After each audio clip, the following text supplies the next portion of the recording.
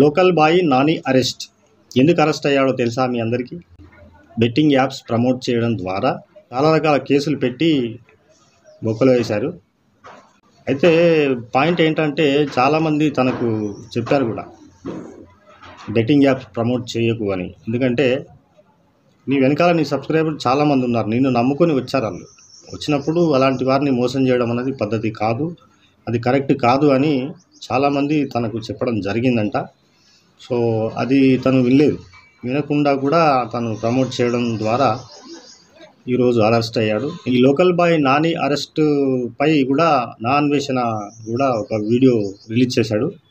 చాలా బాగా చెప్పాడు కూడా ఆయన. ఇంతకుముందుకు ఆయన కూడా చెప్పాడంట. అసలు మ్యాటర్ ఏంటంటే, ఇప్పుడు ఇలాంటి బెట్టింగ్ యాప్స్ ప్రమోట్ చేయొద్దు.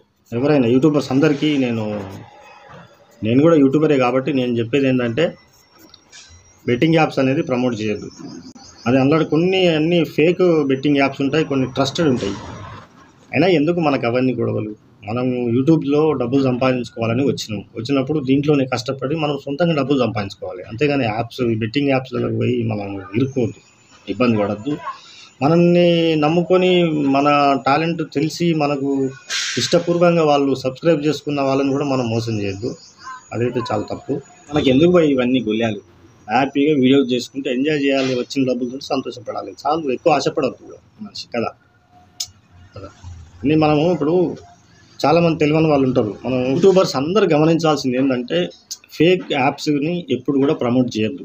ఎందుకంటే పాపం అన్ఎడ్యుకేటెడ్ ఉంటారు వాళ్ళు, దానివల్ల లాస్ అయ్యే అవకాశం ఉంటుంది. ఎందుకంటే మనం నమ్మి మన వీడియోస్ చూస్తున్నప్పుడు మనం ఏది చెప్తే వాళ్ళు చేస్తూ ఉంటారు. అది కూడా అలా చేసి మోసపోవడం మనకు మంచిది అంటారా? కాదు కదా. కాబట్టి మనం ఏది చేసినా వాళ్ళ ద్వారానే మనం ఎంతో కొంత డబ్బులు సంపాదించుకుంటున్నాం. కాబట్టి ఫైనల్గా యూట్యూబర్స్ అందరికీ నా విజ్ఞప్తి ఏంటంటే, బెట్టింగ్ యాప్స్ని అస్సలు ప్రమోట్ చేయొద్దు. హ్యాపీగా ఎవరి వీడియోలు వాళ్ళు చేసుకుంటూ ఎంజాయ్ చేయండి, నెల డబ్బులు సంపాదించండి. అంతేగాని ఇలాంటి ఫేక్ యాప్స్ని మనం ప్రమోట్ చేయకూడదు. అందరి యూట్యూబర్స్కి నా విన్నపం.